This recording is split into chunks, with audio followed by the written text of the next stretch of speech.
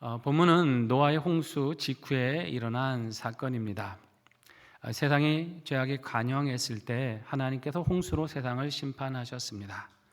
그때 하나님은 노아와 그 가족들을 구원하셨고 그들을 통해서 인류의 역사를 이어가게 하셨습니다. 그렇게 이제 방주에서 구원받은 노아와 그 세 아들 셈과 함과 야벳을 통해서 온 땅에 사람들이 퍼지게 되었습니다. 이 말씀에 보니까 노아가 이제 농사를 시작하고 이제 포도나무를 심습니다. 그리고 포도 열매를 따서 그것으로 포도주를 만들어 마셨는데요. 문제는 너무 취하도록 마셨습니다. 자신을 제대로 가누지 못할 정도가 되었는데 그만 벌거벗은 채로 장막에 눕는 부끄러운 모습을 보이고 말았어요. 노아의 행동을 보면 하나님의 은혜가 아니면 온전히 설 수 있는 사람이 없다라는 것을 다시금 깨닫게 됩니다. 여러분, 노아가 어떤 사람입니까? 600세의 나이가 되기까지 하나님 앞에 의롭게 살았던 사람이에요. 그렇지만 지금 행동을 보면 그때의 모습과는 참 이해하기가 힘든 모습이죠. 술 한 잔이야 마실 수 있다고 하지만 너무 많이 마셔서 취해버렸고 그로 인해서 수치를 드러내고 말았습니다. 어쩌면 그동안의 홍수로 인했던 그 긴장감이 풀어졌는지도 모르죠. 오랫동안 방주 속에 생활한다는 게 쉬웠겠습니까? 그렇지 않았을 거예요. 다시 육지에 나와서 이제 살만하니까 마음이 느슨해져서 생긴 일인지도 모릅니다.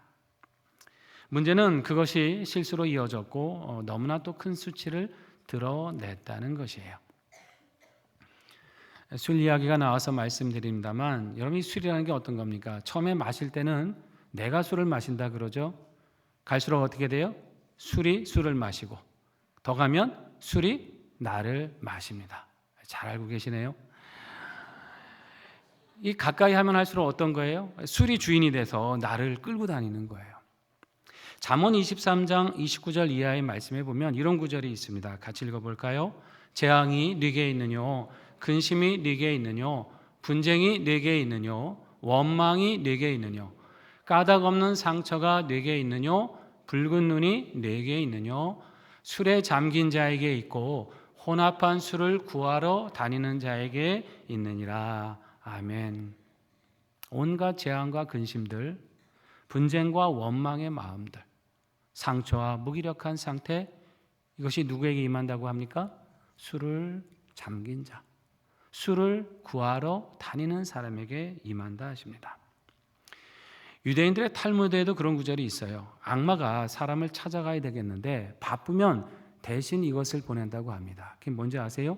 술입니다. 사람을 망가뜨려야 되겠는데 자기가 바쁘면 술을 보내서라도 그 사람을 취하게 하고 무너뜨린다는 것이 탈무드의 교훈입니다. 한편으로 생각해 보면 지금 노아의 모습은 세월에 따라 약해져가는 인생의 모습인지도 모릅니다. 원래 그러지는 않았지만 세월이 흐를수록 그도 약해지지 않았겠습니까? 단지 몸만 약해졌을까요? 그의 마음도 약해졌을 겁니다. 의지가 강했던 사람도 세월이 흐르다 보면 몸과 마음이 약해지기 마련이죠. 그러다 보면 자기 의지와 상관없이 실수하기도 하고 자기 몸 하나 건사하는 것도 굉장히 버겁게 여겨질 때도 옵니다. 그렇다면 이것을 안다면 여러분, 우리는 어떻게 살아야 되겠습니까? 우리는 연약한 나 자신을 의지할 것이 아니라 강하신 하나님을 의지하며 살아야 될 줄로 믿습니다. 우리는 술에 취하지 말고 성령에 취해야 합니다. 세상 향락에 우리의 정신을 놓을 것이 아니라 하나님의 말씀을 단단히 붙들고 굳게 서야 될 줄로 믿습니다. 여러분, 이러한 신앙으로 세상 유혹에 넘어지지 아니하고 언제나 믿음으로 승리하며 살아가시기를 바랍니다. 자, 말씀해 보니까 노아가 취한 장면을 누가 봅니까? 아들 중에서 이제 함이라고 하는 아들이 그 장면을 보게 되죠. 그리고 함은 이렇게 행동을 합니다. 22절 말씀 같이 읽어봅니다. 가나안의 아버지 함이 그의 아버지의 하체를 보고 밖으로 나가서 그의 두 형제에게 알림해. 본문에서 함을 누구의 아비라고 소개합니까? 가나안의 아비라고 소개를 하고 있죠. 가나안은 함의 네 번째 아들입니다. 훗날 이스라엘 백성이 팔레스타인 땅에서 몰아내는 족속이 누구예요? 가나안 족속이지 않습니까? 바로 그 가나안 족속의 조상이에요. 결국 함이 그 가나안의 조상이라는 얘기죠. 이 본문에서 두 가지 동사가 쓰이고 있는데 이 단어가 굉장히 중요합니다. 하나가 뭡니까? 보고라는 단어가 있고요. 또 하나가 알렸다라는 단어가 있죠. 먼저 함은 아버지의 부끄러운 장면을 보았습니다. 이 단어를 이제 히브리어로 라라고 하는데 단순히 이제 시각적으로 눈에 봤다라는 뜻이 아니에요. 이걸 더 넘어서서 면밀하게 관찰했다라는 뜻이 있습니다. 그리고 이것을 즐기면서 살펴봤다 그런 뜻이 있습니다. 그러니까 단지 눈에 들어와서 보고 그친 게 아니에요.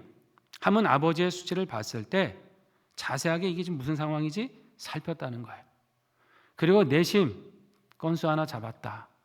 잘 됐다. 이런 마음을 가졌다는 것입니다. 이거 남들에게 알려서 아버지 허물을 들추고 싶다. 이 마음이 들었다는 거예요.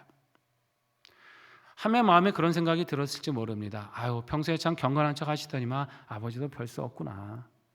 우리한테는 하나님 앞에 바르게 살라고 그렇게 가르치면서 그래 아버지도 참 한심한 모습 보이는구나 이런 생각이 들을 수도 있었겠죠. 문제는 더 나아갔다는 거예요. 그 마음에서 그친 게 아니라 이것을 공개적으로 알리고 싶었다는 거예요. 알렸다는 단어가 그 뜻입니다. 원문에는 이제 나가드라는 단어인데 그냥 정보를 전달하는 게 아니에요. 이거는 굳이 얘기하지 않아도 될 이야기를 누설했다라는 뜻이 있습니다. 어떤 신의가 있는 관계 속에서 그 신의를 저버렸다라는 뜻이 있어요. 그러니까 결국 함이 이것을 형제들에게 알린 것은 아버지에 대한 신의를 저버리고 아버지의 그것을 들추어서 아버지의 권위를 깎아내리려고 하는 의도가 있었다라는 뜻입니다. 겉으로는 염려하는 것처럼 말했겠죠. 야, 우리 아버지 좀 이래서 어떡하냐, 나이 드셨나 보다, 걱정이다 이렇게 말했을지 몰라요. 그러나 그 안에는 아버지를 비난하고 조롱하는 마음, 아버지의 그 권위를 깎아내리고 싶은 그 마음이 있었다는 것입니다. 이 함의 태도를 보면 아버지에 대한 존경이 없죠. 인간적인 연민이 안 보입니다. 대개는 여러분 가족들 간에 허물이 보게 되면 어떻게 됩니까? 뭐 밖으로 들고 막 나가서 공개하시나요? 대개 그렇지 않아요. 가족의 허물은 대개 감싸주고 덮어주는 게 인지상정 아닙니까? 함이 평소 아버지에 대해서 뭔가 상처가 있었는지는 모르겠지만 동기가 무엇이었든지 간에 그는 아버지의 허물을 공개적으로 들추고 그것을 조롱한 사람이 된 거예요. 별일 아니게 넘어갈 수 있는 일을 큰일이나 난 것처럼 과장을 한 것이고 더 나쁜 것은 자신이 그렇게 하는 일을 그 가책을 덜어보려는 심산으로 아버지를 조롱하는 일에 지금 누구를 끌어들여요? 형제들을 지금 끌어들이고 있는 거죠. 혼자 알아도 될 것을 굳이 형제들을 끌어들여서 자기의 떳떳지 못한 그 행위를 조금이나마 그 가책을 덜어보려고 시도한 거 아닙니까? 여러분, 우리 중에는 이런 분들이 없을 줄 믿습니다. 가족 간에 성도들 간에 알게 된 허물들 서로 믿고 얘기 나눴는데 그거 가지고 굳이 뭐 큰일이라도 난 것처럼 여기저기 누설하고 퍼뜨리는 일은 하지 말아야 됩니다. 그런 사람 주변에 있으면 아예 얘기 듣지도 마세요. 궁금해하지도 마시기 바랍니다. 왜 나한테 와서 굳이 그 얘기 들려주는지 아세요? 듣는 나도 자기 편으로 끌어들이려고 그러는 거예요.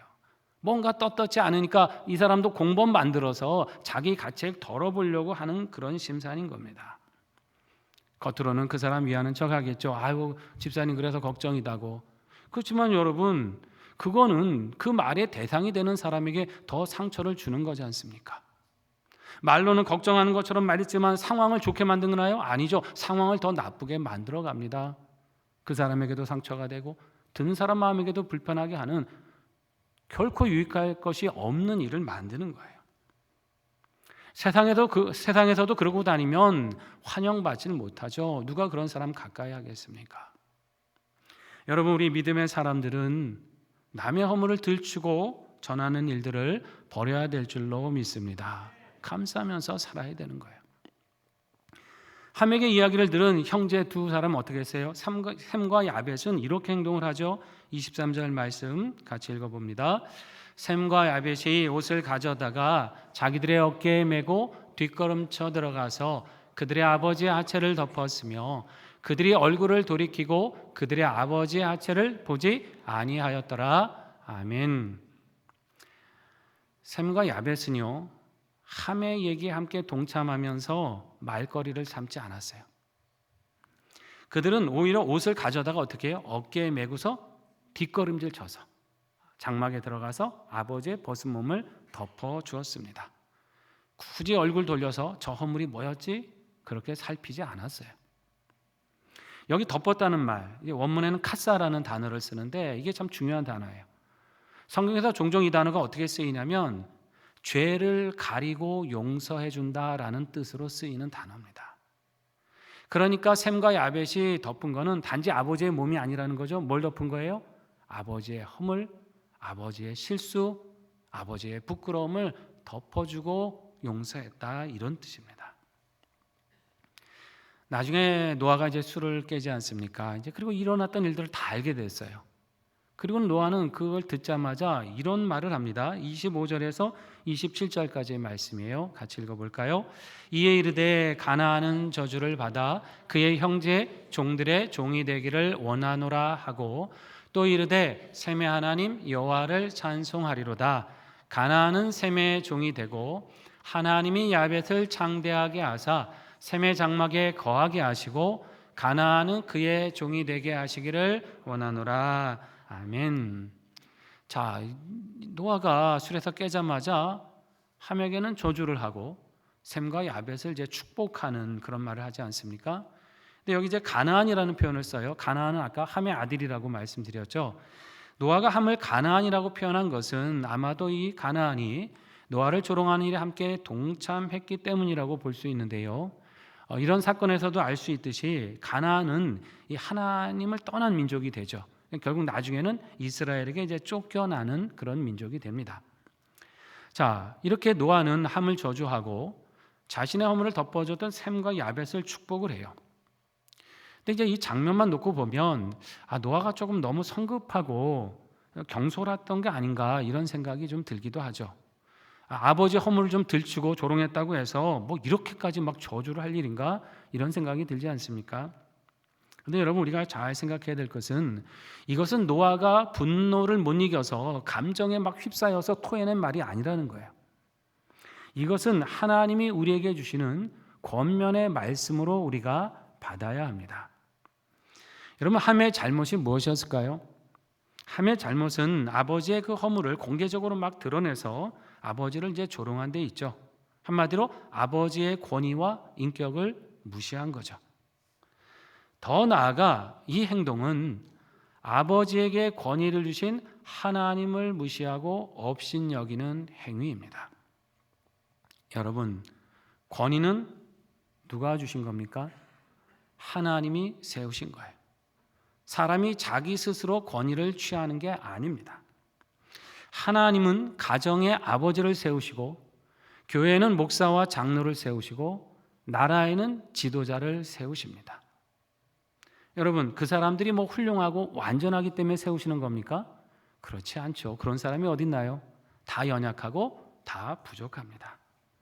그러나 하나님은 홀로 일하시지 아니하시고 권위를 세우셔서 하나님의 축복의 통로로 삼으시고 그들을 통해 하나님의 역사와 뜻을 이루어 가십니다. 물론 권위를 잘못 사용했을 땐 하나님이 책망도 하시죠. 또 잘못 사용하는 것을 우리가 경계하고 권면할 필요도 있습니다. 무조건 권위만을 내세우는 권위주의, 우리는 그것을 당연히 고치고 배격을 하죠. 그러나 그렇다고 해서 권위 자체를 조롱하고 무너뜨리려는 것은 잘못이에요. 아버지가 실수했다고 조롱하고 지도자애가 허물이 있다고 함부로 끌어내리는 거 하나님이 기뻐하지 않으십니다.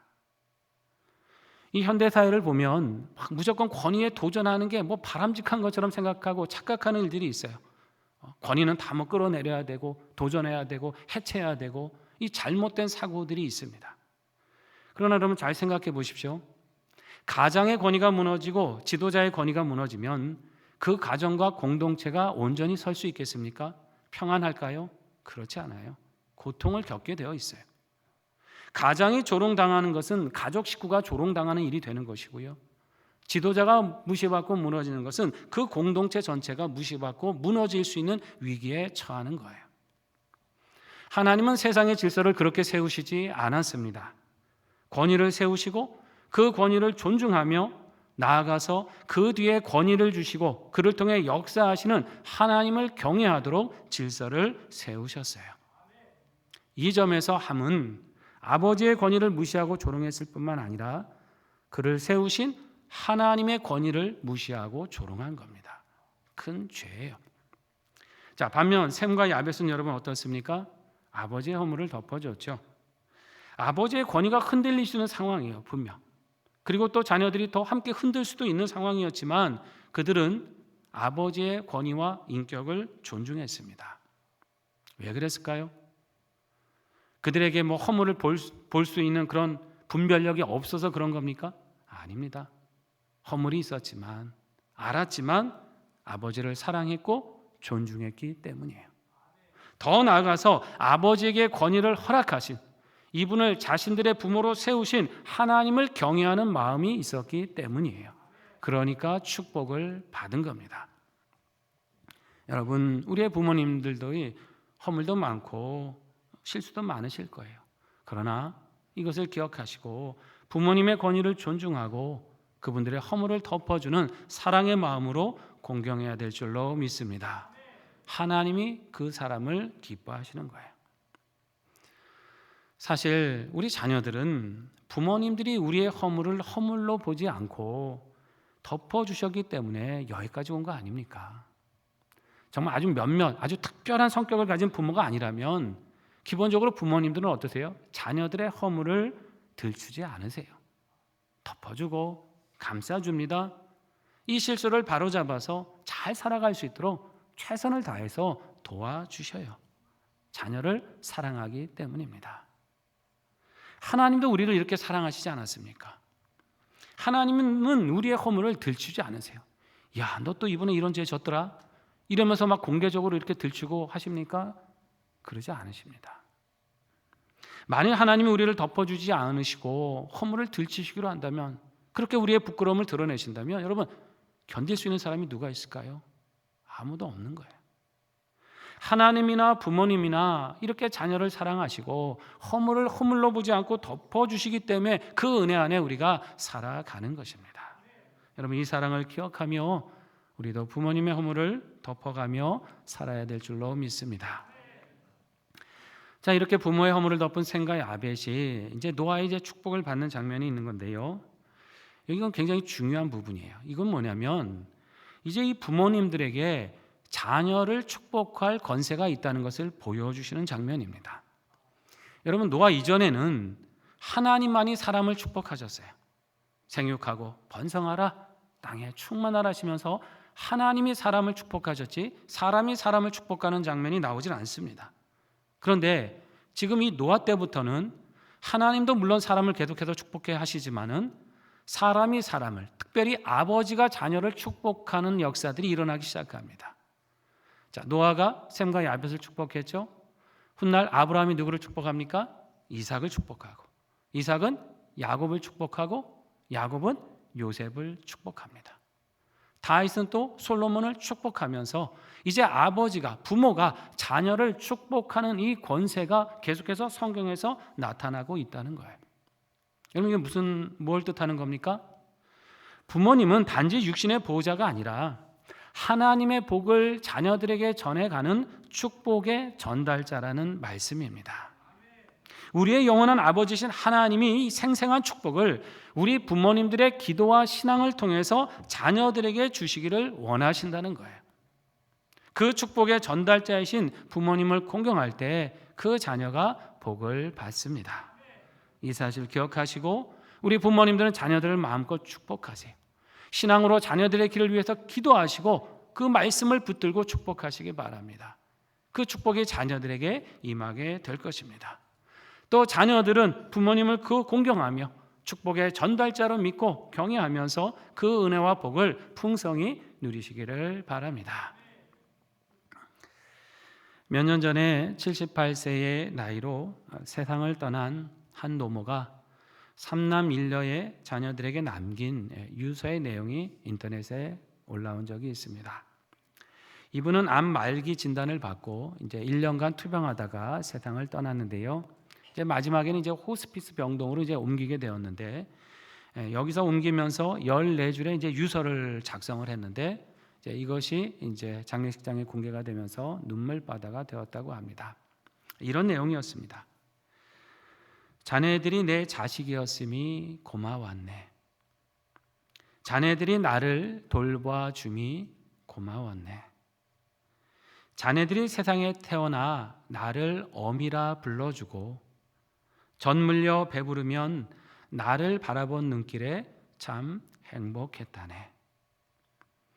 지압이 일어 세상 무너져 험한 세상 속을 버틸 수 있게 해줌도 자네들이었네. 병들어 하나님 부르실 때 곱게 갈 수 있게 곁에 있어줘서 참말로 고맙네.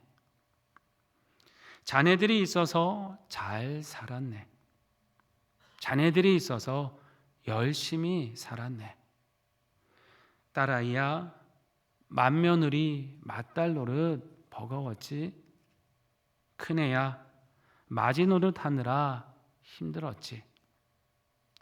둘째야, 일찍 어미 곁 떠나 홀로 서느라 힘들었지. 막내야, 어미저지 시원치 않음에도 공부하느라 힘들었지. 고맙다. 사랑한다. 그리고 다음에 만나자. 이 홀로 사남매 자녀들 키운다는 게 쉬운 일이었겠습니까? 말 못할 고생길이었겠죠. 그럼에도 이 어머니는 마지막 순간까지 자식들을 걱정하고 사랑하고 또 고마워하고 있습니다. 이것이 세상 모든 부모님들의 마음 아니겠습니까? 세상에 어느 부모도 완전한 부모는 없습니다. 그분들도 연약하고 실수가 많은 인간일 뿐이에요. 허물도 많고 잘못된 모습을 보이기도 합니다. 그러나 그럼에도 모든 부모는 자녀들이 다 헤아릴 수 없는 사랑과 희생의 마음으로 자녀들을 생각하고 돌보십니다. 자녀들이 눈에는 부족해 보여도 하나님은 그 부모님들을 통해 우리를 이 땅에 존재하게 하셨고 그분들을 통해 하나님께서 예비하신 복을 내려주십니다. 이 사실을 기억하며 우리에게 축복의 전달자로 주신 부모님을 공경하는 신앙으로 사시기를 바랍니다.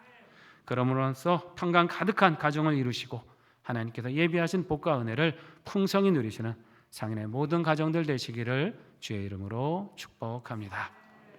함께 기도합니다. 우리 말씀 붙들고 결단합니다. 하나님, 주께서 축복의 전달자로 세우신 우리 부모님들 허락해 주셔서 감사드립니다. 연약한 부모님을 감사하는 믿음 주시고 그 권위를 존중하고 공경하여서 주님 주시는 풍성한 복을 누리고 평안 가득한 가정 이루게 하여 주시옵소서. 함께 말씀 의지하며 하나님께 기도하겠습니다. 아버지 하나님 감사드립니다. 우리의 영원한 아버지가 되신 하나님, 우리에게 육신의 부모님을 주셔서 하나님의 복과 은혜를 우리에게 예비하여 주시고 사랑과 돌봄으로 우리를 양육하셔서 여기까지 오게 하신 은혜를 감사드립니다. 하나님, 그 은혜, 그 사랑, 우리의 모든 걸 덮어주시는 그 마음을 우리도 헤아릴 수 있도록 인도하여 주시옵소서. 연로하신 부모님들 마음에 품고 허물과 실수가 있을 때 하나님 품어갈 수 있게 말 도와주시고 그 권위와 그 인격을 또 존중하는 마음 주셔서 우리 부모님을 우리에게 허락하신 하나님을 경외하는 믿음으로 하나님을 존중해드린 믿음으로 살아가는 저희들 되게 하여 주시옵소서. 우리 부모님들은 마음껏 자녀를 축복하고 기도하며 자녀들 위해 간구할 때에 그 복이 자녀 손들에게 임하게 도와주시옵시고 우리 사랑하는 자녀들도 부모님을 함께 경외하는 믿음으로 살아갈 때에 그 복을 대대로 누릴 수 있는 우리 상인의 가정 되게 하여 주시옵소서.